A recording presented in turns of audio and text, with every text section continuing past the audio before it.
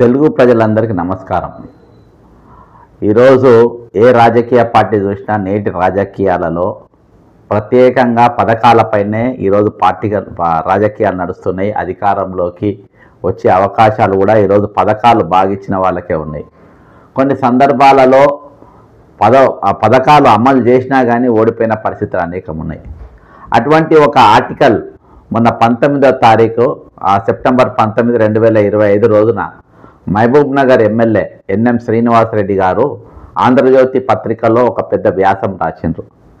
ఇది చాలా పెద్ద ఎత్తున చర్చ జరుగుతూ ఉంది. కానీ దీనిపైన ఒక విశ్లేషణ అనేది ఏ ఛానల్లో కూడా రాలేదు. నాకు ఒక మిత్రుడు ఇందాక ఫోన్ చేసి ఊరు వాడ ఇక్కట్లు తీర్చరా అనే దానిపైన Mahbubnagar MLA, Congress party MLA Srinivasa Reddy గారు చాలా చక్కటి వ్యాసం రాసిందన్న, ఒకసారి మీరు చదవండి, ఖచ్చితంగా దీనిపైన ఆర్టికల్ చేయాలని చెప్పేసి వాళ్ళు కోరిండ్రు. కాబట్టి నేను అది చూసిన తర్వాత చాలా ఇంప్రెస్ అయినా. ఇది నిజంగా ఒకనాడు నేను విద్యార్థి దశలలో ఉన్నప్పుడు ఎక్కువ కమ్యూనిస్టు సైడ్ నేను ఆలోచించేది. అప్పుడు ఈ సమాజ శ్రేయస్సు గురించి కానీ సమాజం గురించి కానీ ఎక్కువ ఆలోచనలు ఉండేది.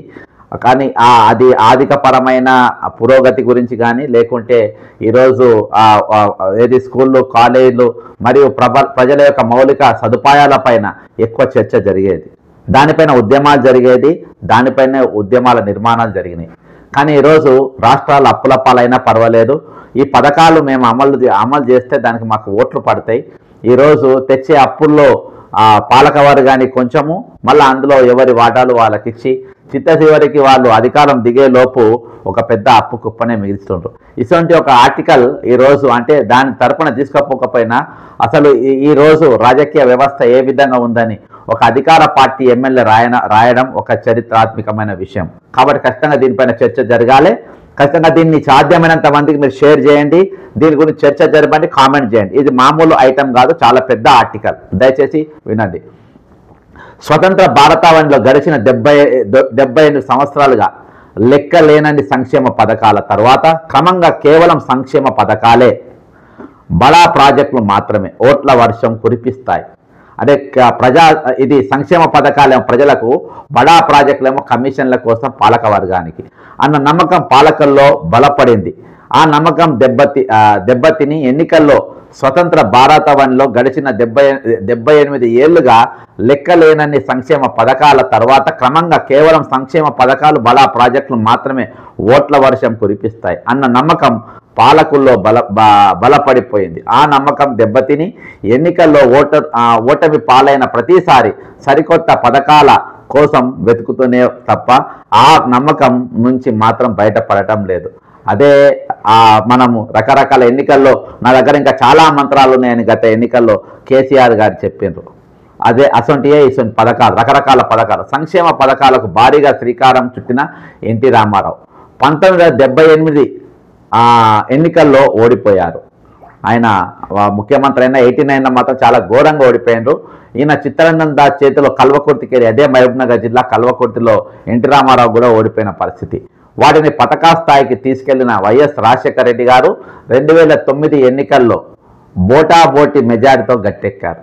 2019 నుండి 2024 మధ్య దాదాపు 2.5 లక్షల కోట్ల సంక్షేమ పథకాలపై ఖర్చు పెట్టిన వైసీపీ నేత వైఎస్ జగన్మోహన్ రెడ్డి గారు కేవలం 11 సీట్లకే పరిమితమయ్యారు. నాకు తెలిసి జగన్మోహన్ రెడ్డి గారు ఇచ్చినన్ని పథకాలు నేను అనుకుంటున్నా ఎవరు ఇవ్వలేదు. ఆయనకి ఎన్నొచ్చింది, డబల్ డిజిట్కు దగ్గర, అంటే కేవలం 11 సీట్లకే పరిమితం అయ్యారు.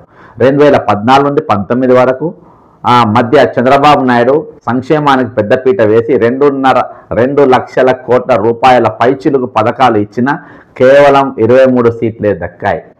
తెలంగాణలో 10 ఏళ్లలో కేసీఆర్ సర్కార్ ఎన్నో సంక్షేమ పథకాన్ని ప్రవేశపెట్టింది. కాళేశ్వరం ప్రాజెక్టుతో పాటు మిషన్ కాకతీయ, మిషన్ భగీరథ లాంటివి చేపట్టిన పథకం దక్కలేదు. దానిపైన పైపెచ్చుగా ఈరోజు దీన్ని అడ్డం పెట్టుకుని చెప్పినట్టుగా బడా ప్రాజెక్టులు కట్టేది పాలక వర్గానికి, రాజకీయ పార్టీల కోసము, పథకాలు ప్రజల కోసం లక్షల కోట్లలో మింగేది ఈ పథకాల ప్రాజెక్టుల పేరుతోని బడాబాబులు, చోటాబాబుల కంటే ప్రజలకేమో సంక్షేమ పథకాలు. ఇన్ని ఉదాహరణలు కనిపిస్తున్న ప్రభుత్వాలు సంక్షేమ పథకాలు, భారీ ప్రాజెక్టులు కేటాయిస్తున్న నిధుల్లో 10వ వంతు కూడా స్థానిక సమస్యల మీద ఖర్చు పెట్టడం లేదు. అదే స్కూళ్ళు కానీ, హాస్పిటళ్ళు కానీ, రోడ్లు కానీ, వీటిపైన ఎక్కడ కూడా ఈరోజు ప్రభుత్వం ఖర్చు పెడతలేదు. అది మనకు చాలా స్పష్టంగా కనబడుతుంది. నియోజకవర్గ పరిధిలో వివిధ అంశాల్లో ప్రాథమిక అవసరాలకు తీర్చడానికి సదరు ఎమ్మెల్యేకు ఏడాదికి 25 కోట్లు ఇచ్చినా తెలంగాణలో 5 ఏళ్లలో ఖర్చు చేసే ఖర్చు రూపాయలు 14,875 కోట్లు. 5 ఏళ్లకు రూపాయలు 14 లక్షల కోట్లకు పైగా బడ్జెట్ ప్రవేశపెడుతున్న ఈ రాష్ట్రం రూపాయలు 14,875 కోట్లు అనేది కేవలం 1%. కానీ దీనివల్ల విద్య, ఆరోగ్యం, తాగునీరు వంటి ప్రాథమిక అంశాల విషయంలో ఏళ్ల కొద్ది ఎదురుచూపులు తప్పుతాయి. 101%. ఇప్పుడు మీరు ఎక్కడ చూసినా తాగునీరు ఇబ్బందులు ఎక్కడ చూసినా ఉన్నాయి. అంతేకాకుండా విద్య, ఆరోగ్యం, మీ స్కూళ్ళు, కాలేజీలు చూసుకోండి, సరైన బాత్రూమ్ ఉండే. ఈరోజు చాక్ పీసులు కొనే పరిస్థితుల్లో లేని ప్రభుత్వ పాఠశాలలు అనేకం ఈరోజు కనబడతా ఉంటాయి మనకు. ఎందుకంటే దీనివల్ల వీళ్ళ కమిషన్ రావు కాబట్టి దీని మీద పెద్ద పెట్టుకోలేదు, ఎదురు చాకుతాయి. దీనివల్ల అవినీతికి ఆస్కారం ఉందని భావించవచ్చు. కానీ ఎంపీ నిధుల అంశాన్ని తీసుకుందాం.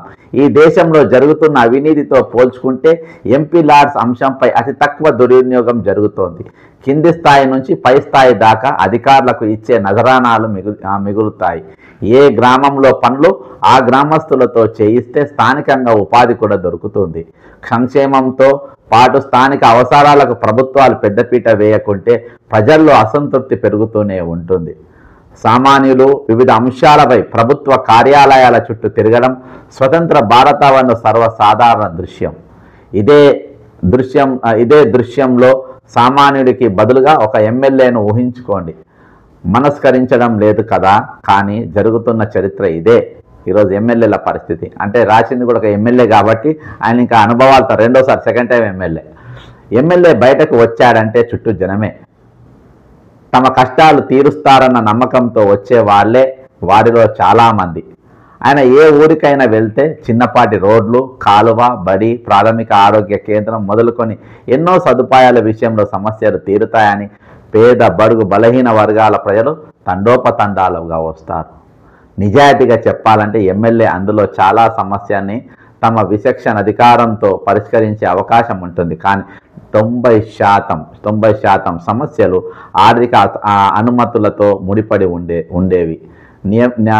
నియమ నిబంధనల సుడిగుండంలో చిక్కుకొని అల్లాడేవి మరికొన్ని. దీంతో ప్రజా బాహుల్యం నుంచి నాయకుడిగా ఎమ్మెల్యే స్థానంలోకి వచ్చిన ఆ మనిషి యథావిధిగా అధికార గణం ప్రభుత్వ కార్యాలయ వైపు చూడాల్సిందే. ఇందులో తప్పులేదు కూడా. కానీ ఆశ్చర్యం ఏమిటంటే ప్రభుత్వ కార్యాలయాల్లో కూడా వివిధ స్థాయిల అధికారులు నుంచి సామాన్యులకు ఎదురయ్యే సమాధానాలే సదరు ఎమ్మెల్యేకు కూడా ఎదురవుతాయి. కాకపోతే కాస్త గౌరవంగా వస్తాయి అంతే. అంతకు మించి పనుల వేగంలోనూ అనుమతుల విషయంలోనూ పెద్దగా వచ్చే మార్పేమీ ఉండదు. అంటే ఎమ్మెల్యే అంటే పెద్దగా ఏమి ఉండదు, కాకపోతే సున్నితంగా చెప్తారు. మామూలు మనుషులు పోతే కొంత కటవుగా చెప్తారు. దీంతో నిజంగా ప్రజలకు ఏదైనా చేద్దామన్న తపనతో ముందుకు వచ్చే ఎమ్మెల్యేలు సైతం ఇలాంటి అనుభవాలతో కొన్నేళ్లుగా తమ వైఖరిని మార్చుకుంటున్నారు. అందుకని ఈరోజు రాజగోపాల్ రెడ్డి గారు కానీ, లేక అనిరుద్ధ్ రెడ్డి గారు కానీ, ఈరోజు మన ఎన్ఎం శ్రీనివాసరెడ్డి గారు అయితే వ్యాసమే రాసిందనుకో, ఇట్లా కొంతమంది అసంతృప్తితోని ఉండడానికి గల ప్రధాన కారణం ఏంటంటే వాళ్ళ నియోజకవర్గంలో ఈరోజు డెవలప్మెంట్ ప్రోగ్రామ్స్ చేయలేకపోతా ఉన్నారు. అధికారుల్ని గట్టిగా ప్రశ్నిస్తే దాన్ని రాజకీయ కోణంలో చూస్తారన్న సందేహం ఒకటి ప్రజాప్రతినిధులను దూకుడుగా ముందుకు వేయకుండా ఆపుతోంది. దీంతో సద్భావన ఉన్న ఎమ్మెల్యేలు సైతం కొన్నేళ్లుగా స్తబ్దంగా మారుతున్నారు. దీంతో ప్రజలు కూడా ఎమ్మెల్యేలు తమ ఇంటిలో జరిగే శుభకార్యాలకు వస్తే చాలనుకుంటున్నారు. ఈ మాటలు రియల్గా ఈరోజు ఎమ్మెల్యేలు చేసిన పని ఏంటంటే ఫంక్షన్ల బోర్డు, పెళ్లిళ్లకు, సావులకు, దినాలకు, ఇంకేమన్నా చిన్న చిన్న కార్యక్రమం ఉంటే వాటికి పోతేనే ప్రజానాయకుల లెక్క చూసే పరిస్థితి. ఎందుకంటే సంక్షేమ పథకాలు చేయలేకపోతుంది కాబట్టి ప్రజలతోని సంబంధాలు ఏర్పరచుకొని తమ నాయకత్వాన్ని నిలబెట్టుకునే పనిపైన ఈరోజు ఎమ్మెల్యేలు ఉన్నారనేది ఇది అక్షర సత్యం, ఇది వాస్తవం. ఈ మాటలు చెప్పడానికి కాస్త ఇబ్బందిగా అనిపించిన క్షేత్రస్థాయిలో దేశమంతటా ఇదే వాతావరణం నెలకొంది ఉన్నది. వాస్తవం ఇది. దేశవ్యాప్తంగా ఏ రాష్ట్రంలో చూసిన ప్రభుత్వాలు పలు సంక్షేమ కార్యక్రమాలు బడా ప్రాజెక్టులకు మాత్రమే రూపకల్పన చేస్తున్నాయి. కానీ అదే స్థాయిలో ప్రజల చేత ఎన్నికైన ఎమ్మెల్యేలకు చిన్న చిన్న పనుల విషయంలో విచక్షణాధికారం ఉండేలా చూస్తే మంచిది. ఇందులో తప్పొప్పులు దొర్లకుండా చూసేందుకు అవసరమైన నియంత్రణ ఉంచి ఎమ్మెల్యేల చేతుల మీదుగా ఒక్కొక్క నియోజకవర్గ స్థాయిలో ఏటా రూపాయలు 25 కోట్ల పనులు జరిగేలా చూస్తే మంచిది. బడా ప్రాజెక్టులు సంక్షేమ కార్యక్రమాలతో పోలిస్తే రాజకీయంగా కూడా ఇలాంటి పనులు ఎక్కువ ప్రయోజనాలు కలిగిస్తాయని ఇప్పటికే ఎన్నోసార్లు రుజువైంది. దేశవ్యాప్తంగా అన్ని రాజకీయ పార్టీలు ఈ దిశగా ఆలోచించాల్సిన అవసరం ఉంది. ఖచ్చితంగా ప్రజలు కూడా దీని గురించి ఆలోచించాలి. ప్రజలు మాకు పథకాల కంటే ముఖ్యంగా యువకులు, విద్యావేత్తలు, చదువుకున్నవారు, వాళ్ళలో ఉన్నవారు ఈరోజు ఓట్ల కోసం పైసల కోసం అడుక్క తినే బదులు, ఈరోజు నీ కోటేనికి మాకు పైసలు ఇవ్వమని అడుక్క తినే బదులు ఈరోజు మా వాడల సాగునీరు కానీ, తాగునీరు కానీ, లేకుంటే రోడ్ల మరమ్మత్తు కానీ, మంచి రోడ్లు కానీ, మంచి స్కూళ్ళల్లో వసతులు కానీ, ఈరోజు హాస్పిటళ్ళలో వసతులు కానీ, వీటిని కోరుకునే ఆలోచన ఈరోజు ప్రజలు చేయాలి. కానీ ఈరోజు మాకు ఓటుకి ఎంత ఇస్తారు, ఏది ఇస్తారు, సెంటిమెంట్తోని, ఎమోషనల్తోని పోయే రాజకీయాలు కోరుకుంటే వచ్చే రోజులలో మన రాష్ట్రానికి అప్పులు తప్ప ఏం మిగిలాయి. బడా ప్రాజెక్టులు, బడా ఈవెంట్లు, 100 కోట్ల ప్రకటనలు, వీటికంటే ఈరోజు ఎంతెన్ని ప్రకటనలు ఇచ్చిండ్రు. ఏ పార్టీ అయినా, బీజేపీ అయినా, బీఆర్ఎస్ అయినా, కాంగ్రెస్ పార్టీ అయినా, లాస్ట్లో తోక పార్టీలు కూడా ఈరోజు లక్షల కోట్ల రూపాయలు, ఈరోజు పెద్ద పెద్ద ప్రకటనలు. ఎక్కడ బస్టాండ్లలో బస్టాండ్ పేరు ఉండే బదులు ఆ బస్టాండ్ కూడా ఈరోజు వాళ్ళ పోస్టర్లు, ఫోటోలు. కాబట్టి ఇవన్నీ డబ్బులు ఎక్కడికి వస్తున్నాయి? ఈరోజు ఇవన్నీ బడా ప్రాజెక్టులకి వచ్చే కమిషన్లు, ఆ కమిషన్లో ఈ అన్ని పార్టీలకు పోయే వాటాలు, ఆ వాటాల రూపకంగా వస్తున్న పెద్ద పెద్ద ప్రకటనలు, ఈరోజు అడ్వర్టైజ్మెంట్లు. అలాంటి పార్టీలు ప్రజలు అసలు అవసరం సీసీ రోడ్లు, డ్రైనేజీలు, స్వచ్ఛమైన తాగునీరు, పిల్లల వ్యాధులకు గ్రామంలోనే మందుల దొరకడం, స్కూళ్ళు, కాంపౌండ్ వాల్, మరుగుదొడ్లు, ఇలాంటివి. వీటికి పెద్ద బడ్జెట్లో అవసరమే ఉండదు. ప్రతి నియోజకవర్గానికి ఏటా 25 కోట్లు నేరుగా ఎమ్మెల్యే విచక్షణ అధికారంలో ఇస్తే ఒక్కో ఊరిలో దశాబ్దాలుగా నిలిచిపోయిన వేలాది పనులు కొన్నేళ్లలోనే పూర్తవుతాయి. 100%. ఇది లోకల్లో ఉన్నారు కాబట్టి ఈరోజు గ్రామానికి సర్పంచ్ ఎట్లనో ఒక నియోజకవర్గానికి ఒక ఎమ్మెల్యే అట్లా ఉంటాడు. ఈరోజు ఎమ్మెల్యేకు ఏం పనిపాటు లేక పొద్దుమాపు ఇట్లా ఏది ఊర్ల మీద పడి ఫంక్షన్లకు, దావతులకు తిరిగే పరిస్థితి ఈరోజు ఉన్నది. కానీ ఈరోజు ఎమ్మెల్యేలకే వాళ్ళకిస్తే, వాళ్ళ గౌరవం వాళ్ళకిచ్చి, వాళ్ళ ద్వారా ఈరోజు మౌలిక సదుపాయాలు కల్పించడంలో ప్రభుత్వం ముందడిగేస్తే ఈరోజు ప్రజలకు ఎంతో మేలు చేసిన వాళ్ళైతే. మెజార్టీ ప్రభుత్వాలు సంక్షేమ పథకాల వల్లే వేస్తున్నాయి. ప్రతిపక్షాలు అధికారం కోసం ఆ డోసు పెంచుతాయమని వాగ్దానం చేస్తున్నాయి. ఇదో విషవలయంలా మారుతుంది. ఏది మంచి, ఏది చెడు అన్న ఆత్మశోధన లేకుండా పోయింది. తెలంగాణ ముఖ్యమంత్రి రేవంత్ రెడ్డి వాస్తవ పరిస్థితిని ప్రజలకు వివరించడానికి ప్రయత్నిస్తున్నారు. అంటే రూలింగ్ గవర్నమెంట్ ఎమ్మెల్యే కాబట్టి రాసింది.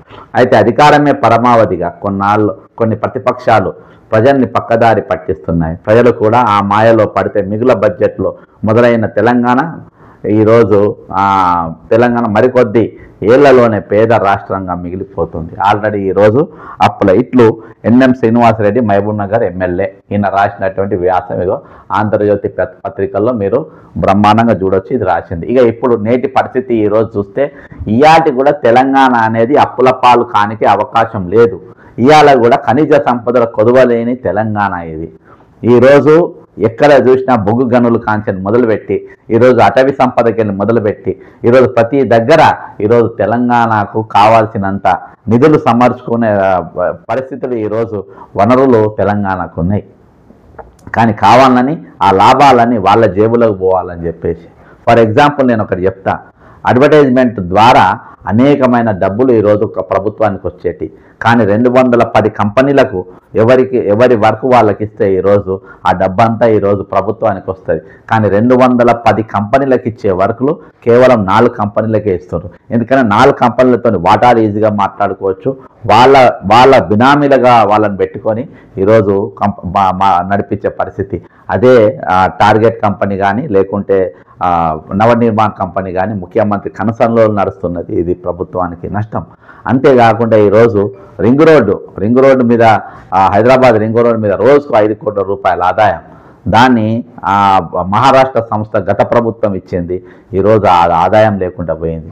ఈరోజు ఎక్కడ ప్రతి వారం కనీసం ఒక 2,000 3,000 కోట్ల బాండ్లు ఈరోజు వేలం వేసి ఆర్బీఐ ద్వారా వేలం వేసి డబ్బు తెచ్చుకొని ఈరోజు నడిపే పరిస్థితి ఈరోజు ఉన్నది.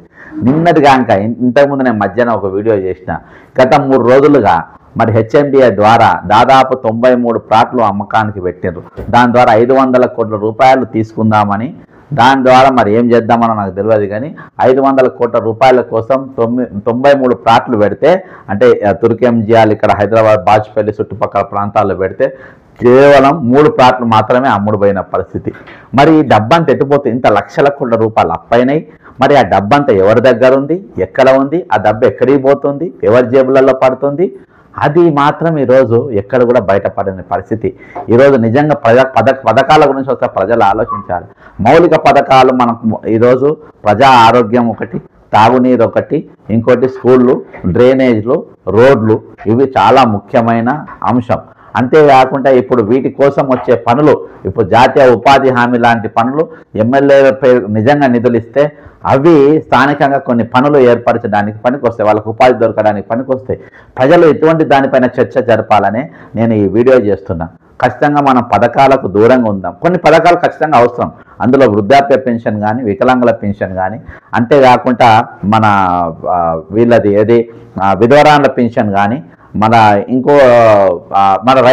రైతులను ఆదుకోవే విషయం కానీ ఇది 100% ఉండాలి.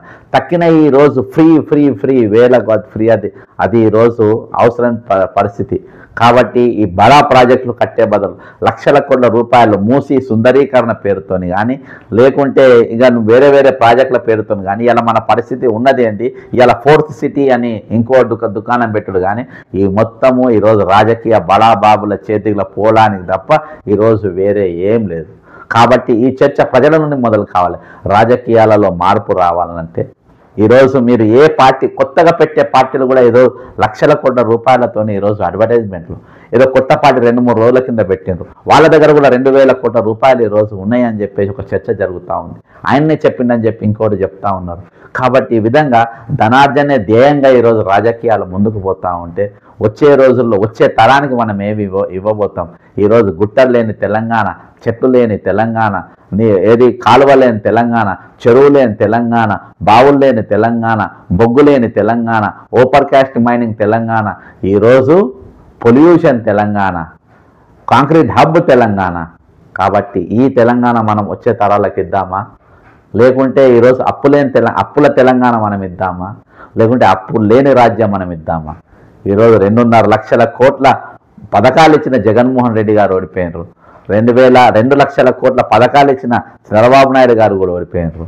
దాదాపు అదే స్థాయిలో ఇచ్చినటువంటి కేసీఆర్ గారు కూడా ఓడిపోయినారు. కాబట్టి మన పథకాలకు మరి దీనిపైన ఈ పథకాలు నిజంగా వాస్తవానికి అవసరమేమి అవసరం లేని ఏవి దీనిపైన ప్రజల మధ్య ఖచ్చితంగా చర్చ జరపాలి. ప్రజానాయకులను కానీ ఈరోజు అధికార పార్టీ కానీ ప్రతిపక్షాలను కానీ నిలదీయాల్సిన బాధ్యత ఈరోజు ప్రభుత్వం పైన ఉన్నది, ప్రజలపైన కూడా అది పెద్దరికంతో ఉన్నది. ముఖ్యంగా ఈరోజు మత్తు పదార్థాలు ఈరోజు డ్రగ్స్ ఎక్కడ పడితే అక్కడ ఉన్నాయి. హాస్పిటల్ స్కూళ్ళు ఉన్న జాగాలో ఈరోజు బెల్ట్ షాపులు, గల్లీకి బెల్ట్ షాపులు ఉన్నాయి. ఈరోజు డ్రగ్స్ కర్మాగారాలు వచ్చి తెలంగాణలో తయారయ్యే పరిస్థితి. దీని మీద ఎక్కడ చర్చ లేదు, ఎక్కడ మాట లేదు. కాబట్టి అనేకమైన చర్చ ఈ వ్యాసంతో తీసుకొని వస్తుంది. ఖచ్చితంగా ఊరు వార ఇక్కట్లు తీర్చరా అనే వ్యాసం నిజంగా ఎన్ఎం శ్రీనివాసరెడ్డి గారు చాలా బ్రహ్మాండంగా రాశారు. దీనిపైన ఒక పెద్ద చర్చ జరగాలి. ఇది ప్రతి మనిషి మాట్లాడాలి, ప్రతి ఒక్కరు దీనిపైన కామెంట్ చేయాలని చెప్పి కోరుకుంటున్నా. సెలవు తీసుకుంటున్నా. జై తెలంగాణ, అమరవీరులకు జోహార్లు, కృతజ్ఞతలు సీనన్న. Thank you.